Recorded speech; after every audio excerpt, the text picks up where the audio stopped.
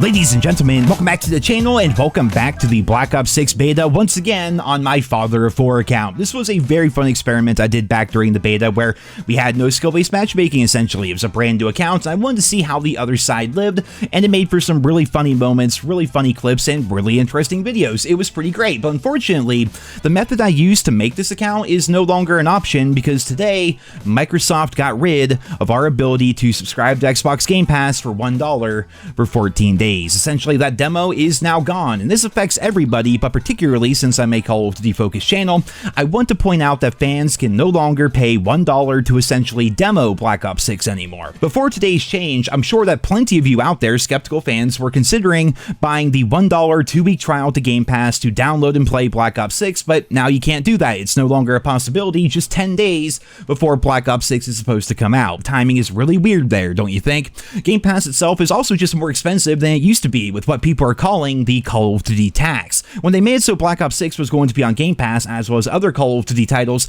they also went through and raised all the prices, which pissed off a lot of non-COD fans. Like, people who just want Game Pass not to play COD, but to play other games, they're paying more because Call of Duty is now on there. Game Pass Ultimate went from $17 a month up to $20 a month, and PC Game Pass went from $10 a month to $12 a month. They also added a brand new tier called Game Pass Standard for $15 a month, but that tier does not include day one games like Black Ops 6, so it doesn't really affect Call of Duty fans. What does affect Call of Duty fans, however, is this also hurts people's ability to 2-box or make alt accounts like you guys saw me do during the beta with my Father of 4 account. Obviously, I wasn't session joining it or whatever to drop nukes like one of those gameplay channels that pretend like they're legitimate, but they're actually just playing bots all the time.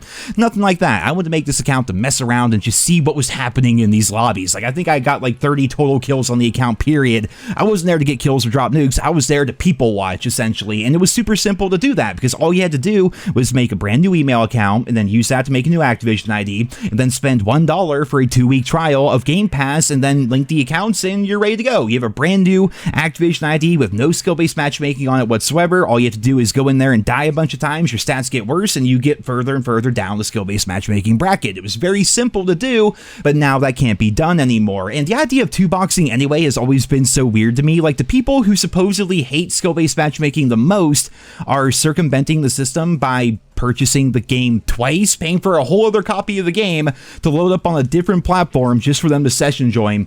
Like, unless I'm missing something entirely here, there's a bunch of these guys out there who are just buying a whole new console or maybe just using their PC and then buying 2 copies of the game just to circumvent matchmaking. Like, it's such a weird system, but it just goes to show how much people hate Call of Duty's optimized algorithmic nonsense. But moving away from that, however, Game Pass itself is still an amazing service if you utilize it correctly. If you're somebody who's playing all those free games, always trying out new stuff, then it's a very good service. But if you're somebody who primarily just plays COD, it might be better to just buy the game outright. You can still essentially demo the game for $20, which gets you 1 month of Game Pass, but I feel like the amount of people who are willing to pay $20 to try out the game is a lot less than the amount of people who are willing to spend $1 to try out the game. It also doesn't make a whole bunch of sense to buy Game Pass just for Call of Duty long term, because while yes, it's $20 a month and it will take 4 months before you overspend, the initial price of $70 is going to save you money in the long term, but in the short term, you do have that option to play the game for $20 a month. Also, if you're an existing Game Pass subscriber, because again, you like the service,